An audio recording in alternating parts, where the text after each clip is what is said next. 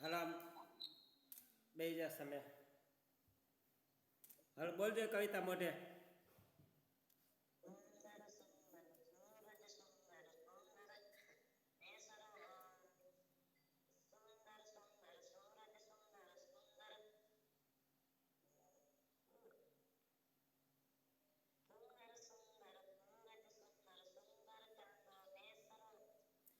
સૂરજ સુંદર ચાંદો સુંદર સુંદર સરિતા ને સરોવર. ચાંદો સુંદર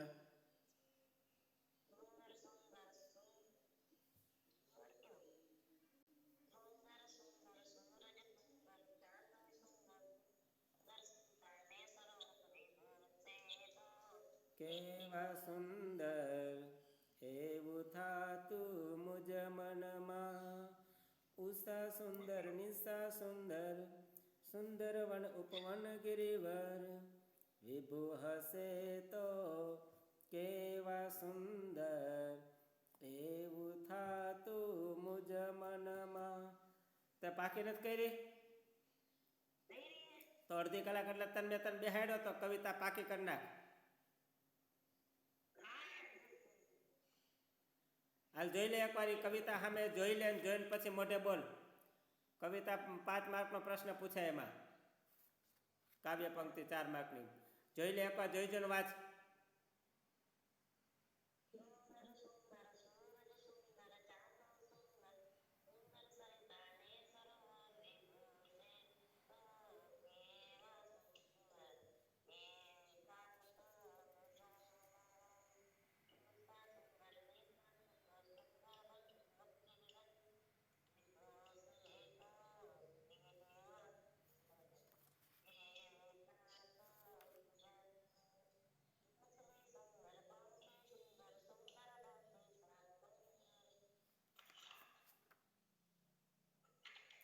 વિભુ હસે તો કેવા સુંદર એવું થાતું મુજ મનમાં.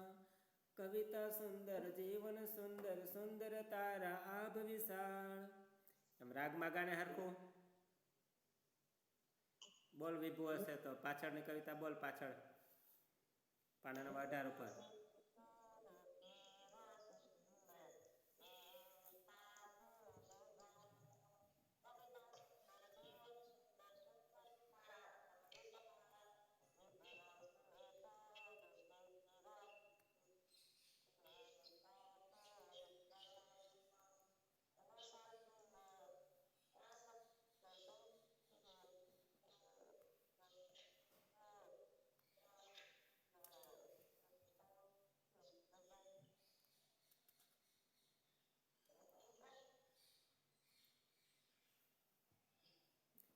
આ કવિતા તારે 2 વાર લખીને મને મોકલશ, બરાબર?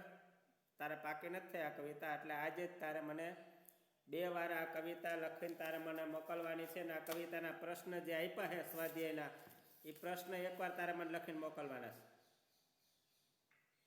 બરાબર? એ તારે આજનું ગૃહ કાર્ય છે એ યાદ રાખી લેજે. 5 વાગે તમારે લેસન મોકલી દેજે. 2 વાર કવિતા લખવાની છે, પછી સ્વાધ્યાયના પ્રશ્ન રહ્યા એ બધા એકવાર રફ બુકમાં લખીને મોકલવાનું છે, બરાબર?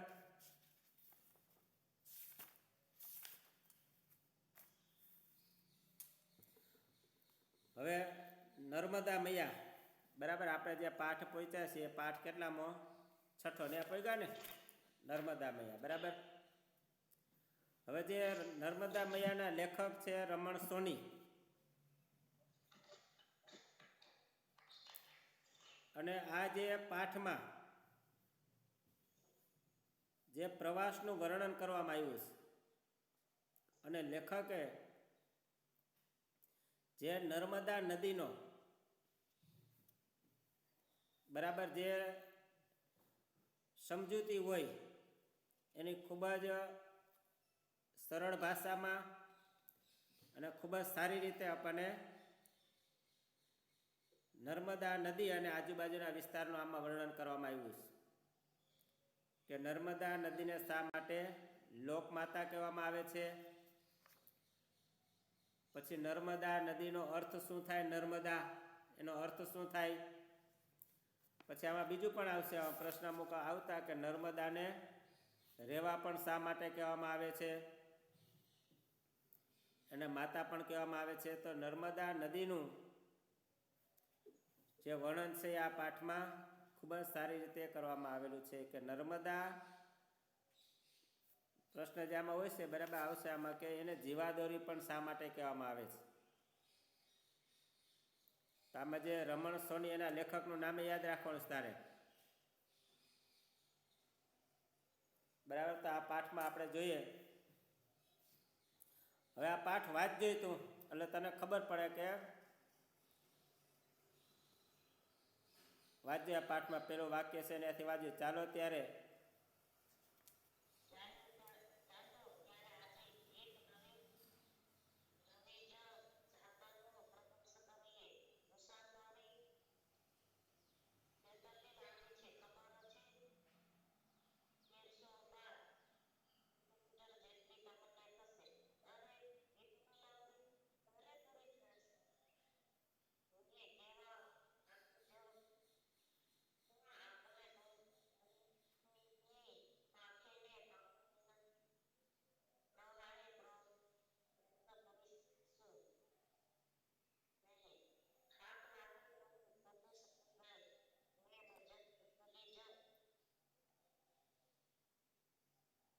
હા બરાબર. જે આમાં જે રહ્યું કે જે લેખક રમણ સોની બરાબર નર્મદા નદીનો જે પ્રવાસ કરવામાં આવે છે તો એ કહેશે કે આ ખૂબ જ લાંબી મુસાફરી છે, ખૂબ જ લાંબો પ્રવાસ છે.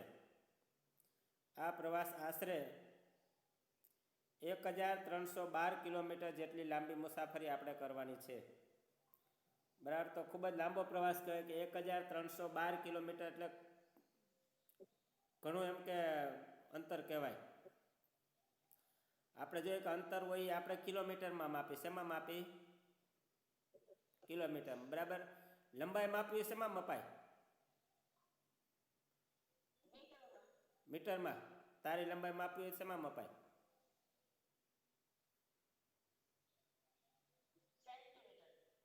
હા.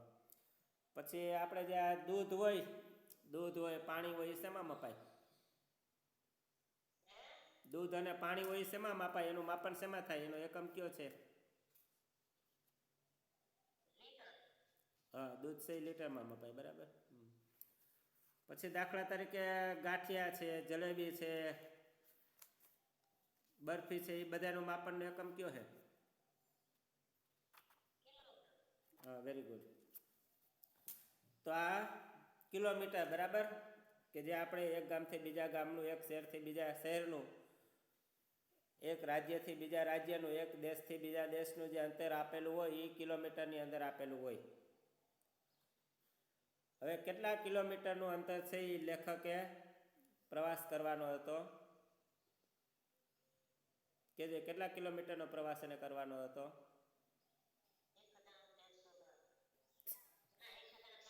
1312 કિલોમીટર, બરાબર.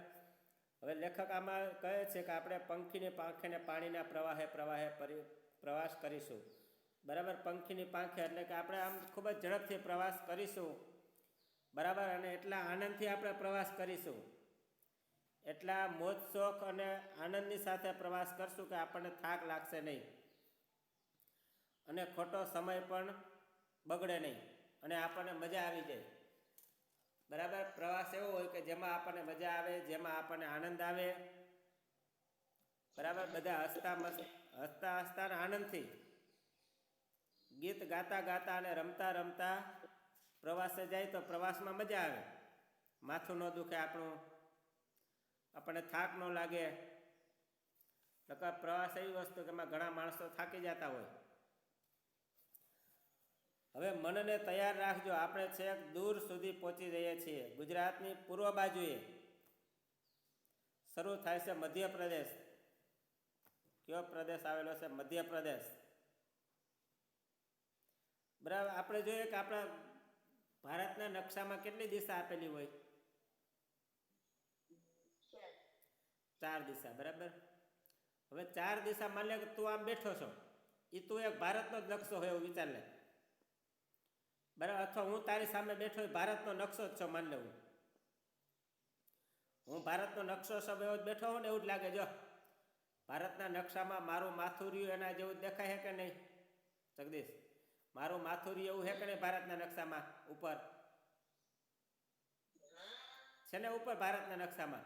પછી આ મારો ખંભો રહ્યો, ખંભાની બે હાથ રહ્યા, બરાબર, એ હાથ જેવું છે કે નહીં ભારતના નકશામાં? પછી નીચે મારા પગ છે, બરાબર, ન્યા જે બંને પગ ભેગા થાય છે એવું ભારતના નકશામાં છે કે નહીં? હા, માની લે કે હું આ તારી સામે ભારતનો નકશો છો અત્યારે. હવે મારા પગ રહ્યા એ કઈ દિશા થાય એ કહેજે. નકશામાં મારા પગ રહ્યા એ કઈ દિશામાં, કઈ દિશા કહેવાય? આ હું તારી સામે ભારતનો નકશો હોઉં, હે, મારા પગ રહ્યા એ કઈ દિશા થાય? પશ્ચિમ. તો આ મારું માથું રહ્યું એ કઈ દિશા થાય?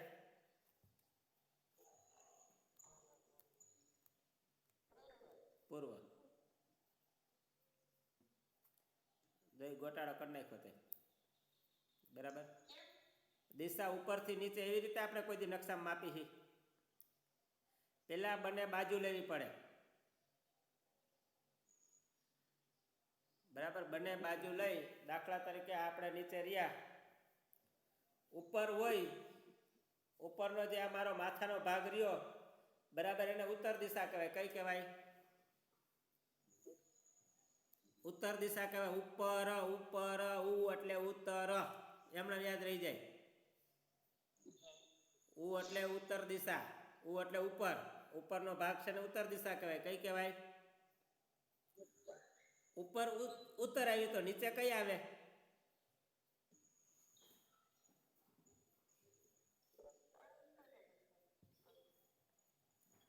ઉત્તરનો વિરોધી શું થાય? ઉત્તર દિશાનો વિરોધી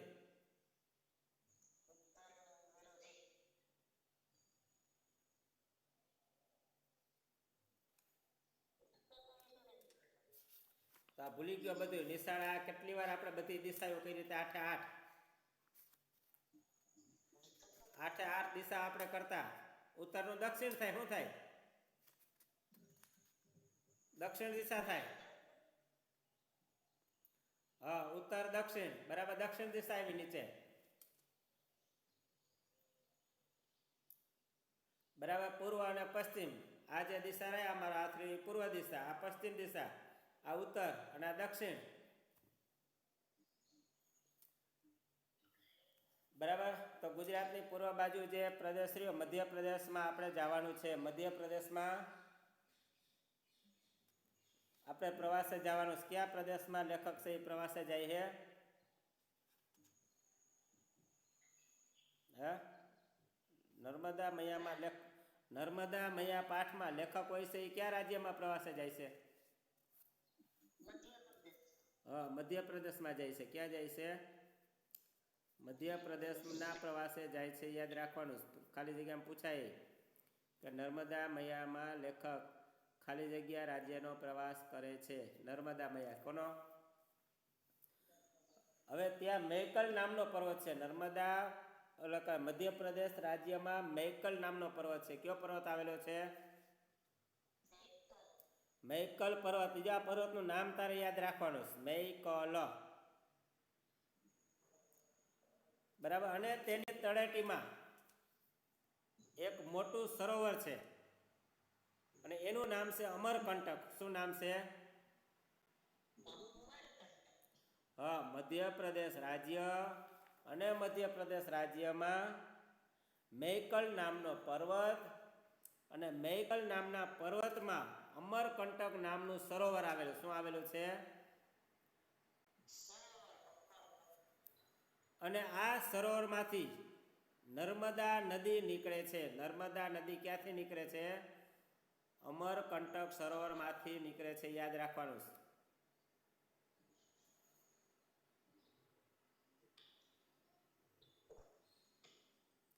બરાબર. જે ભારતના બે આડા ભાગ પાડે છે નર્મદા છે એ ભારતના બે ભાગ પાડે છે. ઉપરનો જે ભાગ હોય એને શું કહેવાય? નર્મદા નદી વચ્ચે છે. માની લે કે અમરકંટકમાંથી નીકળે છે મધ્યપ્રદેશમાંથી અને આડી જાય છે, તો ઉપરનો ભાગ છે એને શું કહેવાય? કયો ભાગ કહેવાય? કઈ દિશા આવે ઉપરના ભાગમાં?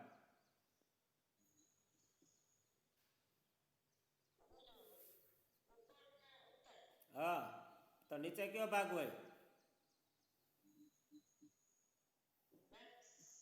દક્ષિણ. બરાબર. હા, ઉપર ઉત્તર, નીચે દક્ષિણ. આ ભારતના બે ભાગ પાડે છે. એની ઉપરનો ભાગ રહી ઉત્તર ભારત અને નીચેનો ભાગ છે એ દક્ષિણ ભારત. કે શું કહેવાય?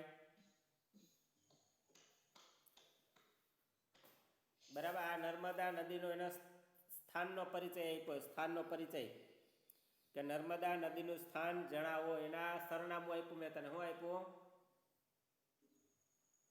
આ નર્મદા નદીનું શું આપ્યું મેં તને? મેં નર્મદા નદીનું શું તને કીધું અત્યારે?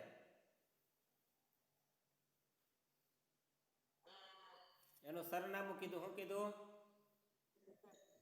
સરનામું. તારું સરનામું આવડે છે ને? તારું સરનામું શું છે કેજે?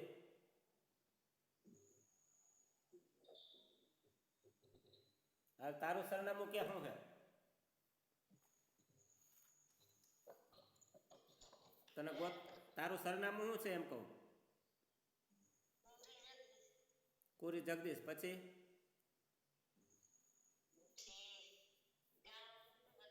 હા, પછી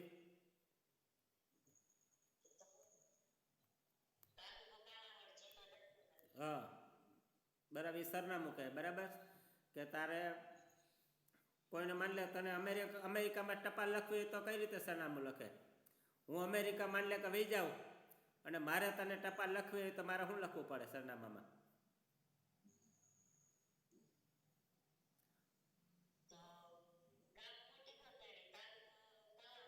હા. હા, પછી ના, એમાં તને ટપાલ મળી જાય અમેરિકામાં જ લખું તો? અમેરિકા શું છે ખબર છે? એ ગામ હે, શહેર હે કે શું હે અમેરિકા? હે?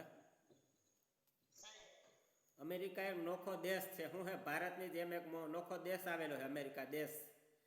બરાબર. એક દેશમાંથી બીજા દેશમાં આપણે ટપાલ લખવી હોય તો દેશનું નામ લખવું પડે. એમાં લખવું પડે ભારત, રાજ્ય ગુજરાત. બરાબર. મધ્યપ્રદેશમાંથી મારે ટપાલ લખવી હોય તને તો મારે લખવું પડે ગુજરાત. બરાબર. એટલે તારું સરનામું છે પુરી જગદીશ ખીમસિંગ, ગામ મોટી બગેડી. બરાબર. જિલ્લો જામનગર, તાલુકો કાલાવડ અને નીચે ગુજરાત. તારા પિનકોડ કેટલા છે તને ખબર છે? પિનકોડ પિનકોડ નંબર કેટલા છે આપણે? આપણા ગામના પિનકોડ નંબર હોય. સરકારે બધાય ગામના એક એક નંબર આપેલા હોય કે જેના દ્વારા એ ગામની ઓળખ થાય. સરકાર મોટી ભગેડી ગામને મોટી ભગેડીથી ન ઓળખતા હોય. ગામના નામ સિવાય એક એવો કોડ આવે કે એ કોડ દ્વારા આપણા ગામની ઓળખાણ થાય બધે. તો એ કોડ એક આપેલો હોય 6 આંકડાનો. 6 આંકડાનો કોડ હોય. કયો કોડ છે એ ખબર છે ને આપણો મોટી ભગડીનો? 361160. એટલા હે ને? શું છે કે 10 છે? 361160. સુઈ ગયા બેને. જા બેન હું આવે છે. જાગો હો. આપણા પિનકોડ 361160 છે ને કહું? બરાબર. 361160 આપણા પિનકોડ છે. યાદ રાખજે. લખી લે. પિનકોડ આપણા ગામના 361160 છે. કેટલા?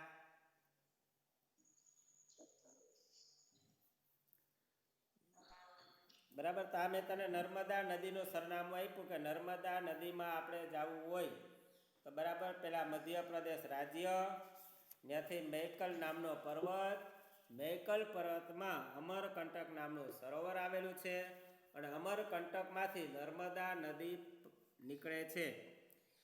અમરકંટક સરોવર છે એ નર્મદા નદીની જનની છે. શું કહેવાય? જનની. કે જે નર્મદા નદીને જન્મ આપે છે. ત્યાંથી નર્મદા નદીની ઉત્પત્તિ થાય અમરકંટક સરોવરમાંથી. બરાબર, એવો પ્રશ્ન પૂછાય કે નર્મદા નદી ક્યાંથી ઉત્પન્ન થાય છે? તો અમરકંટક સરોવરમાંથી તે ઉત્પન્ન થાય છે. બરાબર, અને જે ભારતના બે ભાગ પાડે છે, ઉપર દક્ષિણ ભારત, નીચેનો ભાગ છે એ દક્ષિણ ભારત, ઉપરનો ભાગ છે એ ઉત્તર ભારત.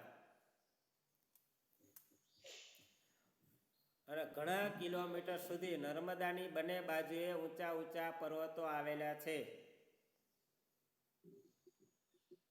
બરાબર, ઘણા કિલોમીટર સુધી નર્મદા નદીમાં આપણે એના કિનારે કિનારે કિનારે હાલ્યા જાય. સંભળાય છે બેટા?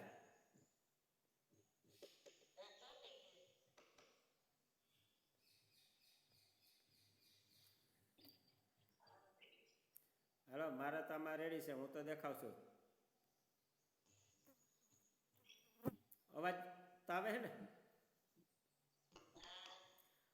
બરાબર, નર્મદા નદીના કિનારે કિનારે જો આપણે હાલ્યા જાય તો ત્યાં ઘણા કિલોમીટર સુધી તો એવો ડુંગરવાળો અને પર્વતીય વિસ્તાર આવે છે બંને બાજુ, વચ્ચે નદી, અને બંને બાજુ મોટા મોટા પહાડો અને પર્વતો આવેલા છે. અને આ પર્વતોમાં ત્યાં કયા કયા પર્વતો આવેલા છે? બરાબર, ઉત્તરમાં વિંધ્યાચલ પર્વત અને દક્ષિણમાં સાતપુડા નામનો પર્વત આવેલો છે. બરાબર, ઉત્તર એટલે ઉપર આપણે જોયું કે ઉપરનો જે ભાગ હોય એ ઉત્તર કહેવાય, નીચેનો છે દક્ષિણ કહેવાય, વચ્ચે નર્મદા નદી વહે છે. બરાબર, તો ઉત્તર બાજુ વિંધ્યાચલ નામનો મોટો જબર પર્વત આવેલો છે, ઘણો બધો લાંબો. અને દક્ષિણ ભાગમાં સાપુતારા નામનો પર્વત આવેલો છે. અને આ બંનેની વચ્ચેથી નર્મદા નદી વહે છે. બે મોટા મોટા ડુંગરો આવેલા છે. અને એની વચ્ચે આપણી જનેતા, બરાબર, કે આપણી માતા નર્મદા નદી કૂદતી, ઉછળતી અને ઠેકડા મારતી એની વચ્ચેથી પસાર થાય છે. બરાબર, તો આ નર્મદા નદીનું મેં તને ભૌગોલિક પરિસ્થિતિ કીધી. કઈ કીધી? ભૌગોલિક. ભૌગોલિક એટલે શું થાય?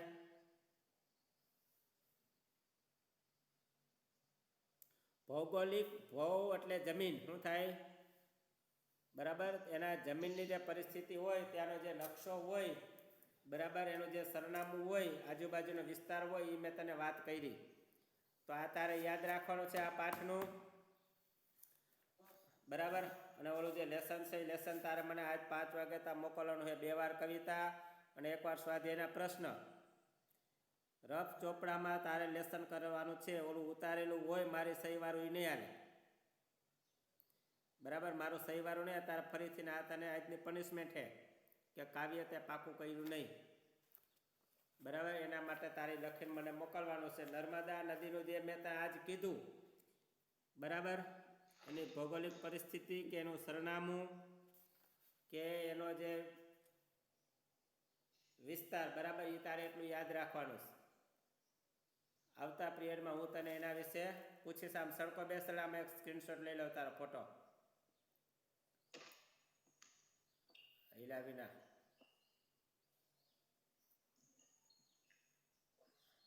હાલો, હવે કાંઈ પૂછવું નથી ને?